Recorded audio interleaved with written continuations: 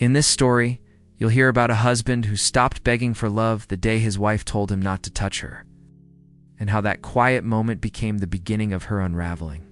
"Don't touch me right now." She didn't scream it, she didn't whisper it, she said it like it was a line she'd rehearsed in the mirror. I stood there with one hand, midair, hovering over the curve of her shoulder, and in that moment I realized I hadn't touched my wife in 47 days, not accidentally brushing fingers, not a knee against hers on the couch, not even a sleepy half-aware hug in the dark. Nothing. 47 days. She was wearing the navy hoodie I bought her last Christmas. Her hair was wet. There was a smell of someone else's cologne on her. It wasn't mine. I took a step back, not because I was angry, but because I suddenly felt like I was trespassing, like I'd walked into a stranger's house by mistake. The walls were still the same beige, the kitchen tile still chipped, the living room still had the same oil stain from when I spilled pad thai 3 years ago, but the woman in front of me, no, this wasn't the same person who once fell asleep in my lap watching nature documentaries. She turned around like nothing had happened and opened the fridge. We're out of oat milk. She said, "Can you grab some tomorrow?" I didn't respond because that's when I noticed her phone screen light up on the counter, a message preview. "Still thinking about this morning, your unreal no name," just a heart emoji. She didn't see me read it. She didn't even notice I was still standing there. I walked out the front door without saying anything, just walked past the mailbox I painted for her birthday, past the car she told me not to park too close to the hedge. I walked until my legs burned and my throat tightened that night. I slept in the guest room. She didn't ask why. The next morning she posted a photo of her coffee on Instagram with the caption, "New beginnings." I hadn't left yet, but she had. That was the day I stopped waiting for her to come back and started preparing her ending, because if she thought, "Don't touch me right now," was a boundary, she had no idea what I was capable of once I stopped begging to be loved. She didn't knock on the guest room door. That night, I waited like a fool. I listened for footsteps, for the soft creak of the hallway floor, for any sign that she cared. I wasn't beside her. Nothing, just silence, heavy and humiliating. 2:14 A. I opened my phone and scrolled up through our old texts before everything turned robotic. Her "I love you" back. Then were unprovoked. Now they didn't come at all. I still remember one message from 2 years ago that said, "You make the world less sharp." That version of her had disappeared, and whoever remained was sharper than ever, razor sharp, cold and surgical. Like everything was being dissected without anesthesia, and I was the experiment. The next morning, she hummed in the kitchen, actually hummed a pop song, Cheerful Eye. Sat on the edge of the guest bed, listening, wondering if I'd dreamt the night before, but then I heard her phone vibrate, not once, not twice, 5 times. I counted. She was laughing on the call. By the third ring, quietly, but laughing not like when we used to laugh over dumb rom-coms or our failed attempt at salsa dancing. This laugh was different, careless, like someone had reached in and twisted something sacred. And that's when it stopped being about jealousy. It became about truth. I didn't confront her. That would have made me just another obstacle in her day. Instead, I started documenting. I saved screenshots, took photos of the screen when her phone lit up, synced her calendar to my tablet when she wasn't looking. I didn't know what I was looking for yet, but I knew. I needed proof, not for the courts, not even for friends. I needed myself to believe that. I wasn't crazy. The next Friday, she told me she was going to an art class downtown, said it was a 3-hour workshop on watercolor technique. I offered to drive her. She smiled too sweetly and said, "No need, babe. You'd be bored out of your mind." Babe, a word she hadn't used on me in months. It landed like acid, so I followed her. I waited 30 minutes after she left, then took my car, kept a safe distance, tracked her down through traffic until she pulled into the side parking lot of a boutique hotel called the White Fern. I watched from across the street as she got out. She wasn't carrying paint supplies, she was carrying lingerie. I recognized the little red bag from the boutique she used to avoid because it was too flashy. A man in a charcoal blazer opened the door for her before she could even knock. He didn't look like someone she'd met last week. He looked like someone who already knew the color of her bedroom walls. I didn't go in. I didn't make a scene. I just took the photo, one single photo of them together at the door, her smiling like she hadn't smiled at me in 2 years. That image would stay burned in my skull, but also save 2-3 cloud accounts just in case I ever doubted my memory or needed to prove I wasn't the insane one. When she came home later that night, her hair still damp, she looked at me sitting at the dining table like I was a misplaced decoration. "How was your class?" I asked without raising my voice. It was expressive. She said, putting her phone down. Carefully, we painted roses. I looked her straight in the eyes and replied, funny. You came back without your paintbrush for a second. I thought her expression cracked just a second. Then she smirked, turned away and said, you're reading into things again. I didn't respond. I simply stood up, grabbed my jacket and walked out, not forever. Just long enough to make her think maybe I was done trying the next day.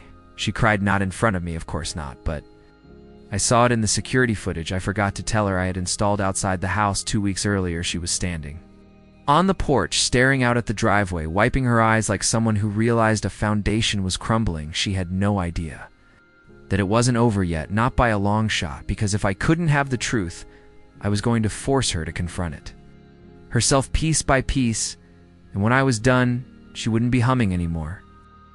I didn't confront her after the hotel photo. That would have been the instinctive thing to do. Slap the truth down on the table and ask for an explanation, but I wasn't interested in explanations anymore. I wanted her to reveal it herself. I wanted to watch her unravel, not out of cruelty, but because after years of shrinking myself to fit her expectations, I needed to watch what happened when I stopped holding everything together. So I began a game, silent, precise, controlled, and she didn't even know she was playing. The first thing I did was cancel the automatic grocery orders. It was small, almost invisible, but she noticed it by day 3 when she opened the fridge and asked, did you forget the Instacart order? I shrugged, probably. That night she ate dry cereal and said nothing. One crack, then I stopped replying to her texts. Nothing dramatic, just delayed hours, sometimes all day.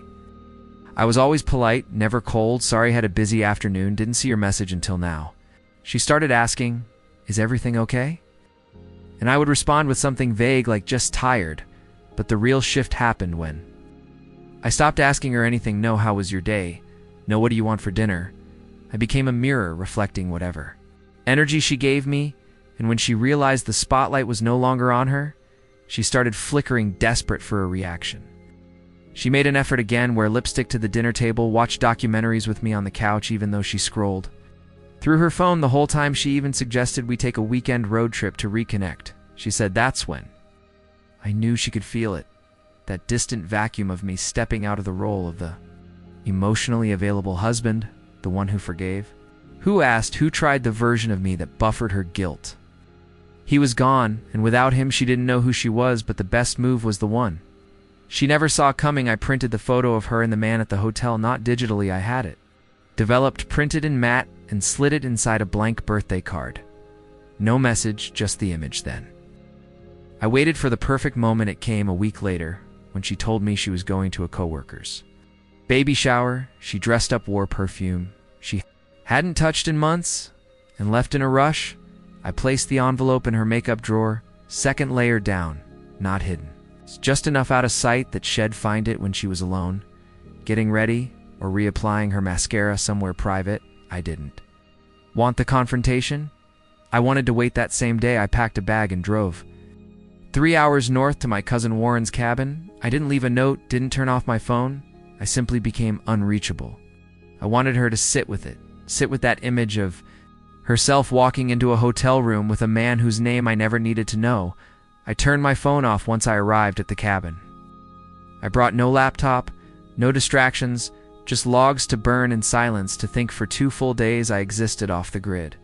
Letting her spiral, I imagined her tearing through the house, checking voicemail, maybe even calling my coworkers. I imagined the moment she found the envelope, opened it, and saw herself in it, not a selfie, not something she could filter or explain. Away but raw proof. When I turned my phone back on, there were 12 missed calls. 6 messages. The first 4 were mild, hey, just checking in. Where are you? Then came, did you go through my things? And finally a simple one, please call me. I didn't respond. I wasn't ready yet. The next day I came home like nothing happened. She was standing in the doorway, barefoot, looking like she hadn't slept. Her eyes were rimmed in red. But she didn't cry in front of me. She never did. Why would you leave that photo like that? She asked, her voice thin.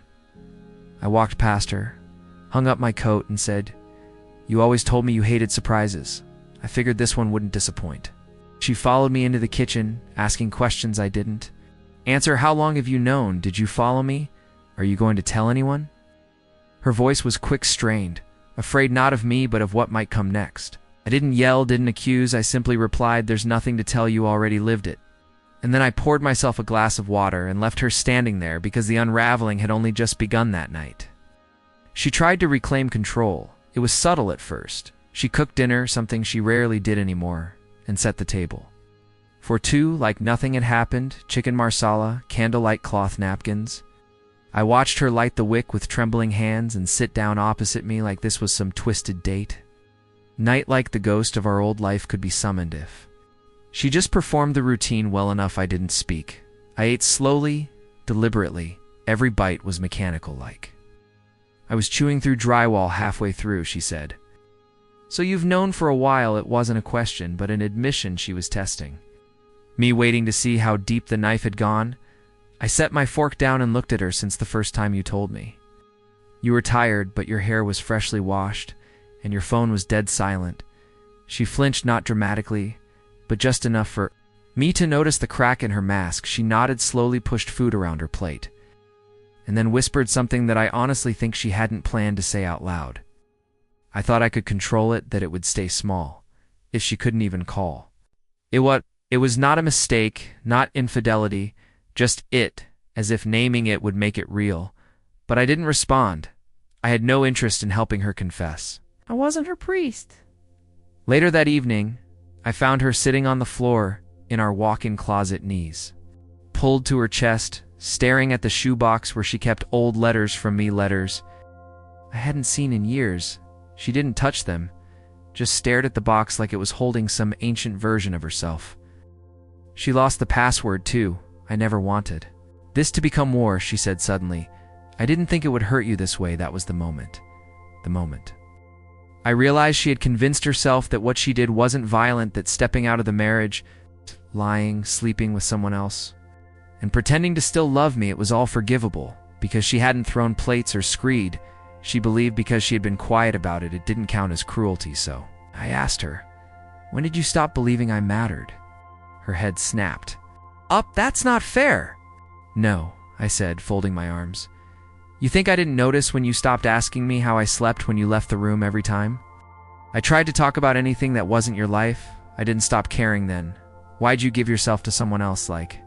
I was a roommate with a mortgage. Silence, and then finally she whispered, "Because I wanted to feel wanted." It didn't surprise me. What surprised me was how little it hurt to hear. The next morning I found her car keys still on the hallway shelf. She hadn't left, she hadn't gone to work. Instead, she sat on the back porch in the same hoodie from the night before, drinking coffee and staring at the yard like it had answers she didn't notice. I was watching her through the blinds. That's when I made the second move. I contacted the leasing office for the apartment complex across town. 1-bedroom unit, corner floor, no shared walls. I didn't even ask to see the place. I wired the deposit and signed the agreement under my middle name quietly, without ceremony. That same afternoon, I packed a single suitcase, just the essentials. I left the rest, the shirts she never folded, the shoes she used to tease me for keeping too long. I left the wedding photo on the hallway wall untouched. I didn't even flip it down. It didn't deserve the drama. I didn't leave a note this time either. Just one thing, a small envelope placed on her pillow. Inside was a printed screenshot of a bank transfer, half of the joint savings, down to the cent, with a message beneath. This is what fairness looks like." I walked out of the house without making a sound. No slamming doors. No dramatic music.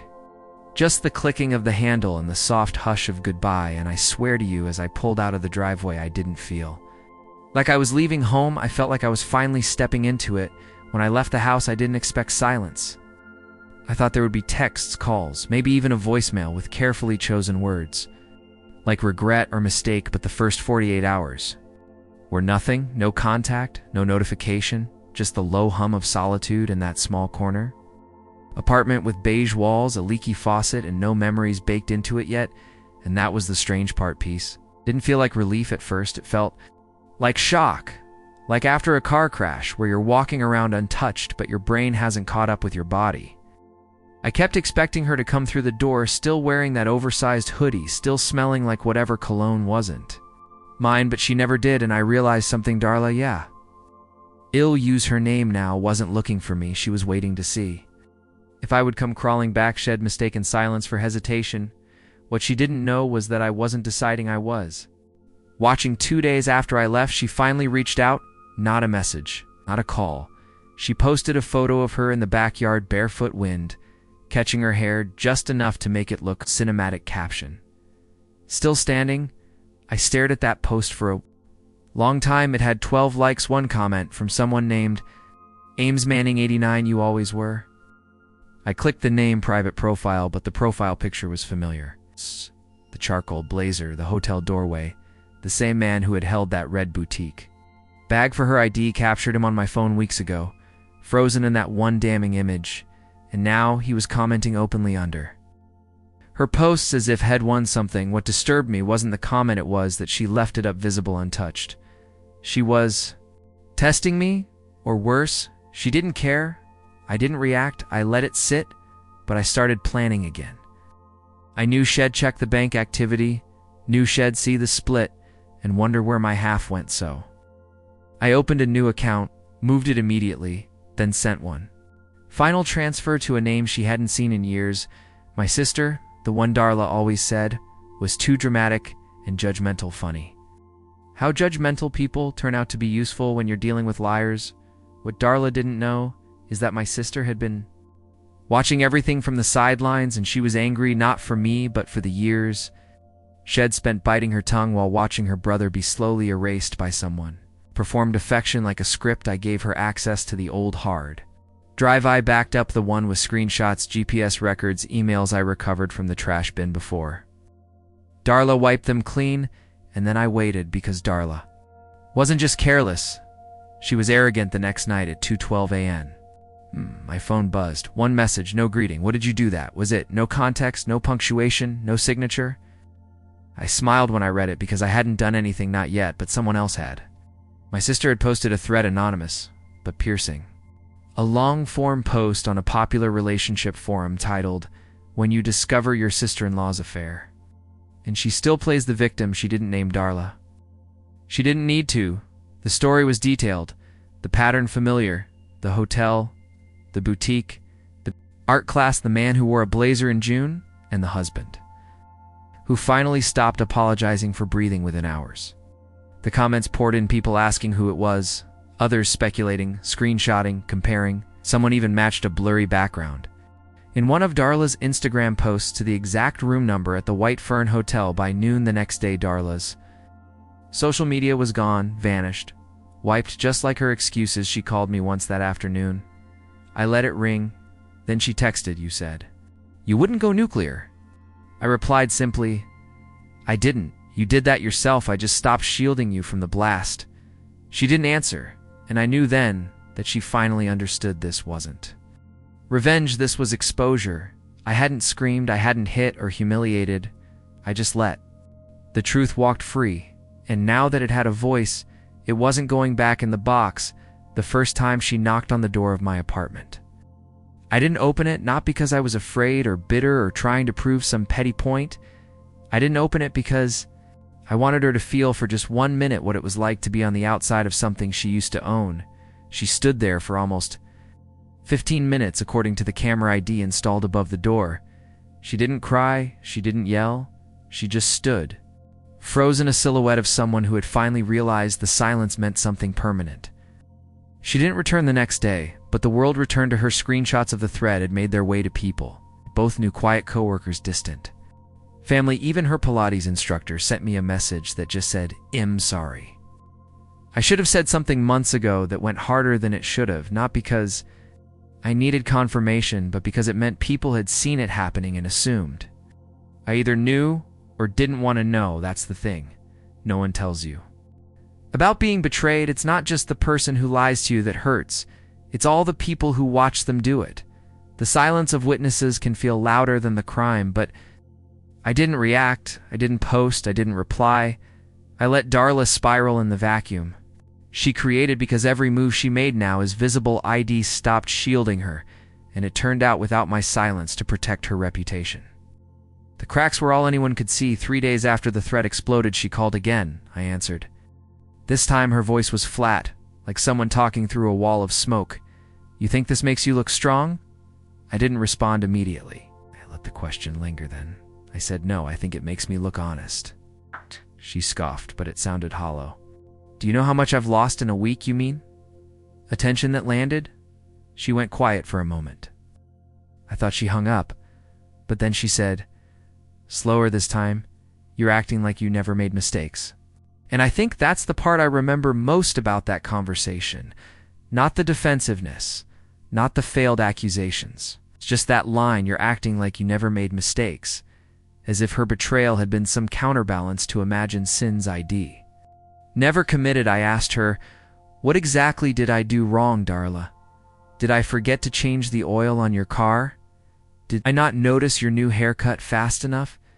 Did I love you too quietly while you ran out of reasons to respect me?" No answer.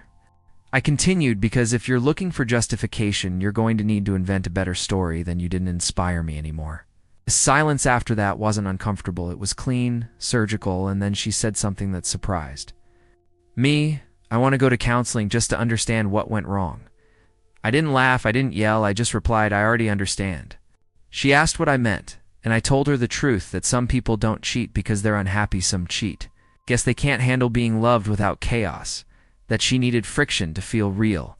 And when I gave her peace, she turned it into emptiness. "You didn't love me wrong," she whispered. "You just loved me in a way." I couldn't return, and there it was, the most honest thing she'd said in 3 years. I ended the call with no bitterness, no dramatic farewell, just a simple, "Please don't come here again, there's nothing left to recover." But she did come again, just not to see me. She showed up at my sister's place that weekend.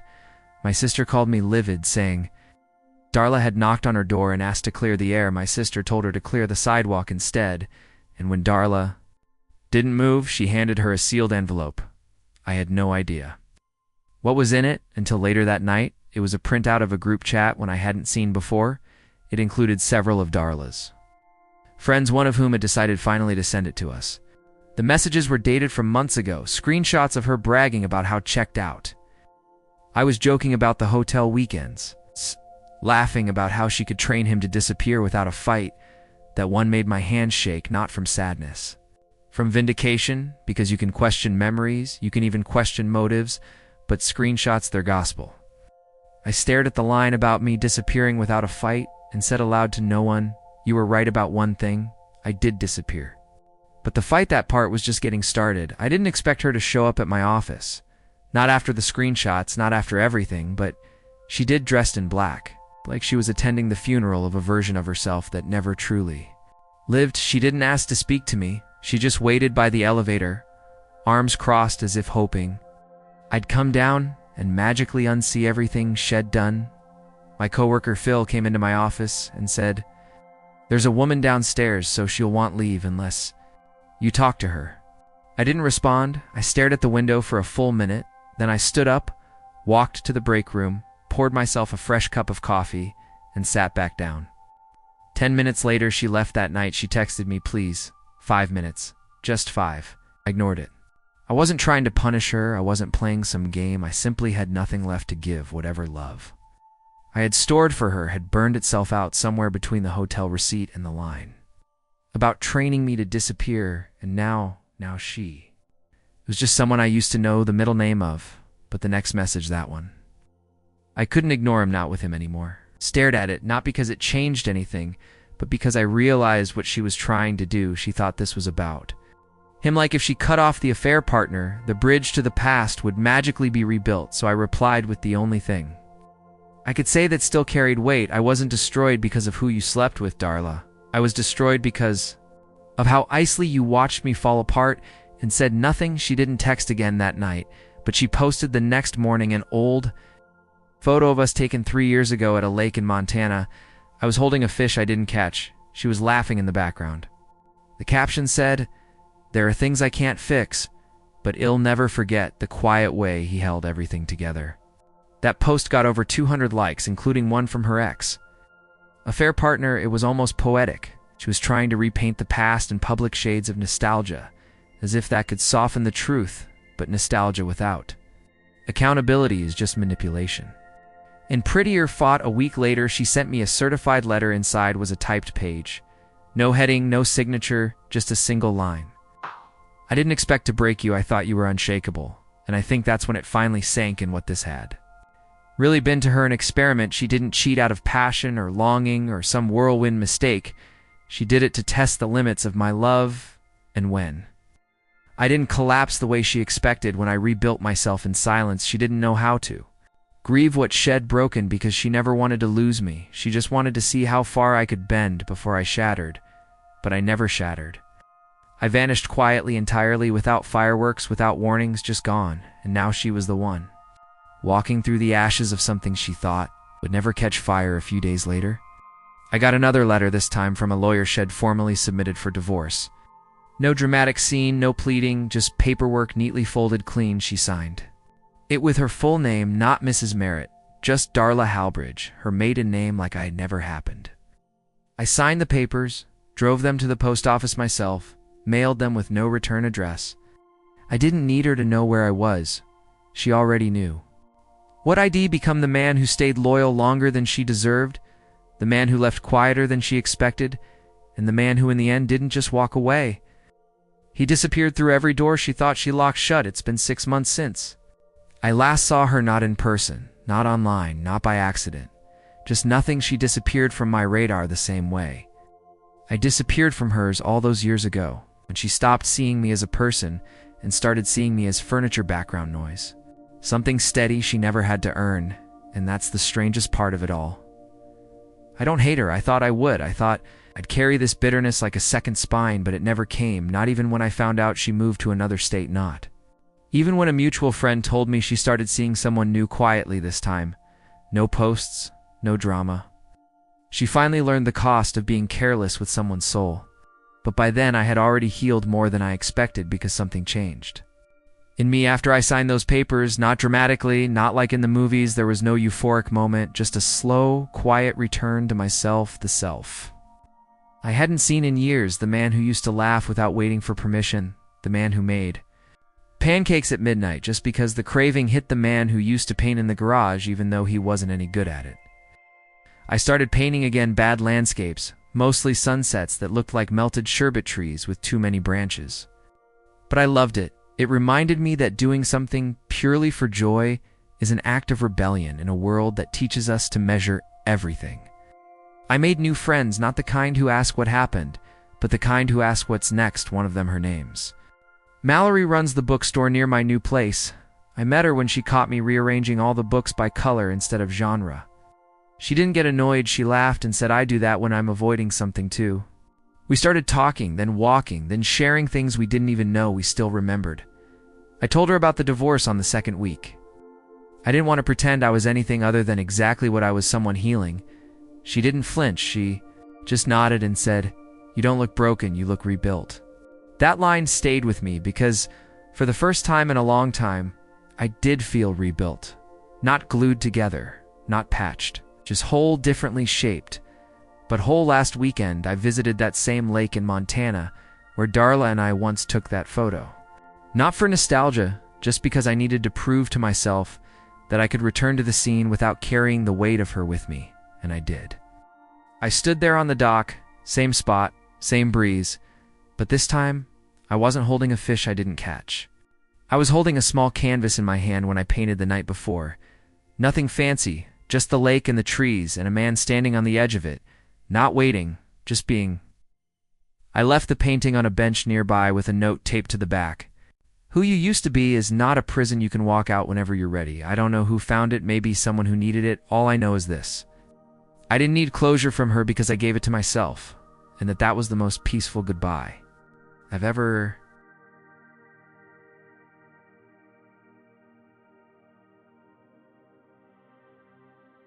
Thanks for watching. What do you think about how everything turned out? Let me know in the comments. I'm really curious to hear your take. And if you enjoy true relationship stories, feel free to subscribe. More are coming soon.